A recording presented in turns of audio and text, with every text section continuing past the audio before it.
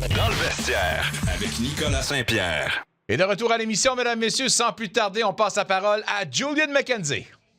Attitré à la couverture des sénateurs pour The Athletic, on lit fréquemment dans le New York Times. Également auteur du livre Black Aces, Parlons franchement sénateur avec Julian McKenzie. On aurait dû animer, on aurait dû également ajouter co-animateur ou animateur du Chris Johnston podcast.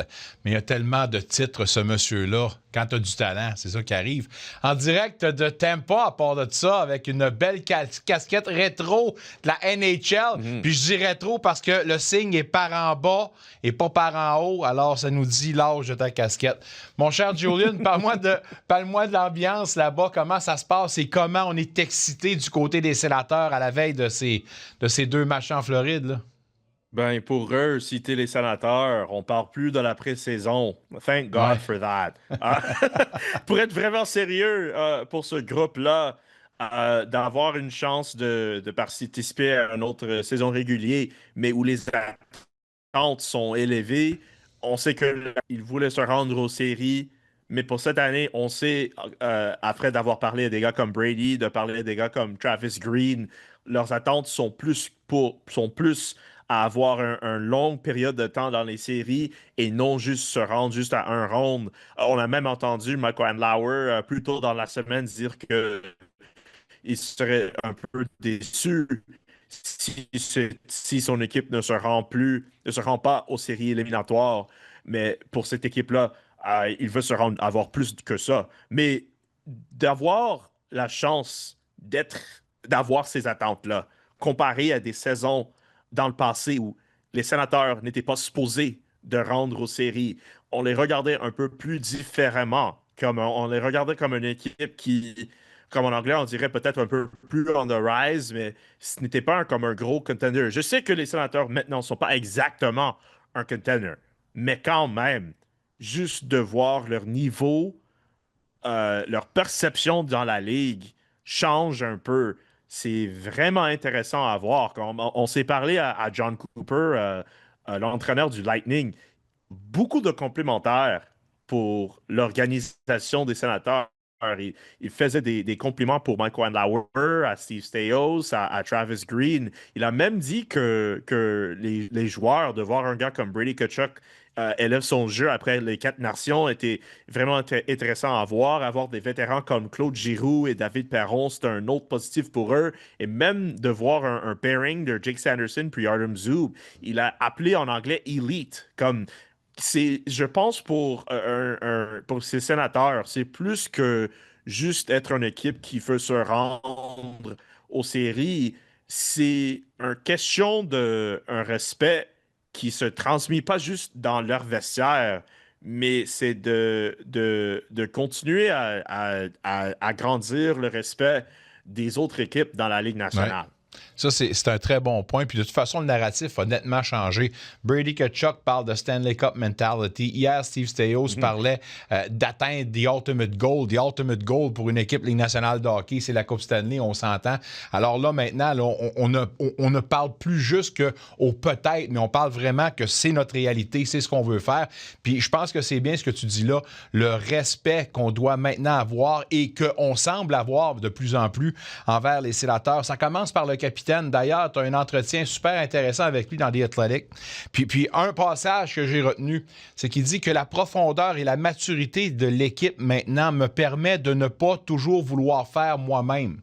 Et ça, c'est sûr et certain que ça y enlève une charge et ça le maximise pour son talent qu'il est.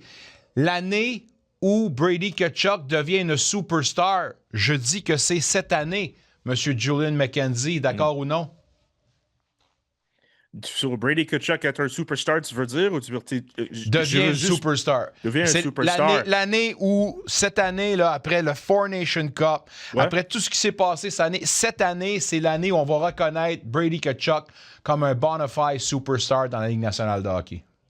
Si Brady Tkachuk a sa santé, s'il joue comme un gars qui peut avoir 35-40 buts dans une année et continue son style comme attaquant qui joue avec de la puissance, qui joue à être un bully, comme on dit en anglais, je suis en accord avec toi. Comme si tu regardes à cette équipe, je pense qu'il y a un potentiel pour avoir peut-être 3 superstars si ça marche pour tout le monde. Parce que Jake Sanderson, c'est un gars où ses fortunes ont changé aussi après ce tournoi-là.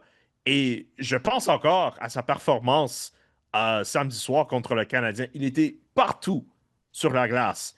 Et quand j'ai mentionné que John Cooper a dit que le pairing de lui puis Artem Zub, c'est un elite pairing, comme d'avoir John Cooper, un gars où on le voit comme un des meilleurs entraîneurs dans la Ligue nationale, dans le sport entier. C'est le gars qui va être en charge de l'équipe du Canada aux Olympiques en février.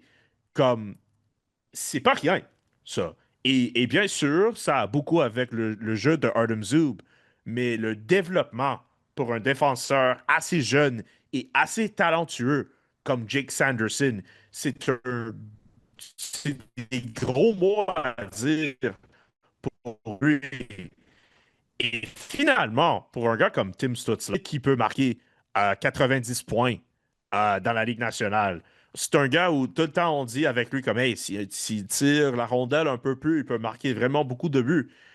Si les pièces se rendent ensemble pour lui, c'est un autre gars, on va le regarder un peu plus différemment parce que tous les gars dans le vestiaire pensent qu'il est un superstar.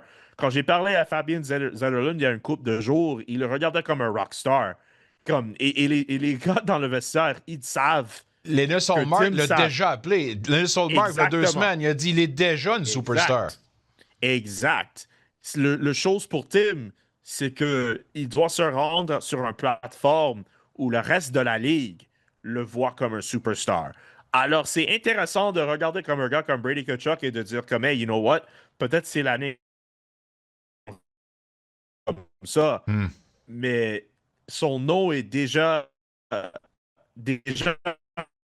fameux et déjà, il joue où on a la face de l'équipe. Mais si les choses se rendent parfaites pour les Sénateurs, ça pourrait être Brady, ça pourrait être Sanderson, ça pourrait être Stützle. On peut regarder comme un gros 3 avec cette équipe-là. Un monstre à 3 têtes, ça c'est une belle chose. La grosse nouvelle aujourd'hui, à la veille du premier match, c'est l'insertion ou la confirmation sur la 3e paire de défenseurs de Donovan Sebrango. Ça veut donc dire que Jordan Spence, lui, sera mis sur la voie d'évitement. Ta réaction à cette décision-là?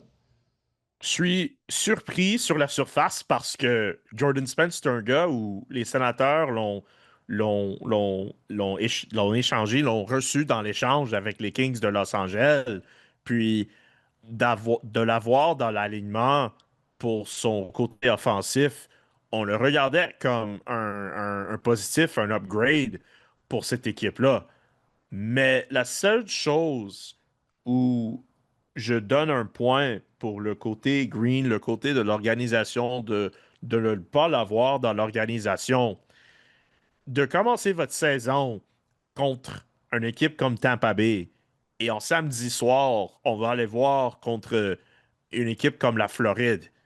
Ces 2 équipes, moi, dans mes pensées, je pense que tu es en accord. Quand on parle des équipes qui jouent tough, qui jouent avec du profil, qui jouent à la base juste avec du... Ils sont comme les meilleurs équipes ADN, de la dans ligue. leur ADN, c'est du papier sablé. Exact. Tu comprends exactement ce que je suis en train de dire. Et je pense pour les équipes que Travis Green veut dans son alignement, ça apporte de la profondeur, ça apporte de la hauteur, ça apporte de la rudesse. Et même si un gars comme Jordan Spence apporte de l'offensif, la première chose que j'ai pensé avec l'inclusion d'un gars comme Martin Palo à l'ensemble à côté de Donovan Sebrango, c'est un pairing que Travis Green veut avoir de la rudesse, même s'ils sont un 3e pairing. C'est 2 gars où il veut avoir un côté physique avec ces équipes-là. Oh, je sais que Tyler Clevin s'est supposé dans ce spot-là, mais quand même, je pense que ça, c'est le game plan quand les Sénateurs jouent contre ces équipes. tu as parfaitement raison là-dessus parce que de toute façon, on parlait d'ADN. Je pense que dans une des identités communes ou en majorité qu'on retrouve dans la division Atlantique, c'est l'aspect rudesse, l'aspect papier sablé. On comprend l'incartade avec le Canadien, mais McDermott n'est pas seulement ici pour faire face à Jack Eyes parce qu'on sait que dans l'Atlantique, ça va se passer aussi du côté de la physicalité. Alors, il faut pallier. Et quand tu n'auras pas un McDermott, il va falloir compenser. Et comme tu l'as dit, Sebrango avec Martin Palo, je pense que le mot d'ordre de Travis Green sera « Sortez les épaules, les boys. Faites le ménage. » C'est ça qu'on veut de vous autres ce soir. Là. Yeah, je pense que tu l'as exactement ça. Mais quand même, avec Jordan Spence, je pense que c'est un joueur où, comme, s'il commence pour les Sénateurs le lundi soir contre un Nashville, s'il joue le mercredi prochain contre un Buffalo, ça ne me surprendra pas. Et je pense quand même, dans l'alignement, je pense qu'il a un futur avec dans un pairing avec un Tyler Clevin. Les deux ont joué ensemble dans le camp d'entraînement. Mais je pense pour commencer ce week-end-là, comme je suis assez surpris parce que le talent d'un gars comme Jordan Spence, mais quand on pense au game plan pour ces deux équipes en Tampa Bay plus en Floride, et peut-être je projette un peu en avance du match samedi parce que Travis Green pourrait toujours changer son aliment tout à fait s'il veut. Mais je pense je comprends un peu le thinking avoir un pairing de Sebrango et de Martin Palo ensemble, même si ça veut dire que Jordan Spence ne commence pas la saison. C'est le début d'une saison excitante. Les attentes sont très élevées et ça commence, on l'espère, avec un match baromètre et une victoire contre une équipe qui peut peut-être aspirer aux grands honneurs. On parle du Lightning de Tampa Bay. On l'écoute, on le lit, il est partout, surtout dans The Athletic, dans le New York Times et 2 fois la semaine avec nous autres. On est très privilégiés à part de ça. Bon séjour là-bas, bon match et bonne saison, Julian. On se dit à la semaine prochaine. Un retour sportif 100% local dans le vestiaire avec Nicolas Saint-Pierre.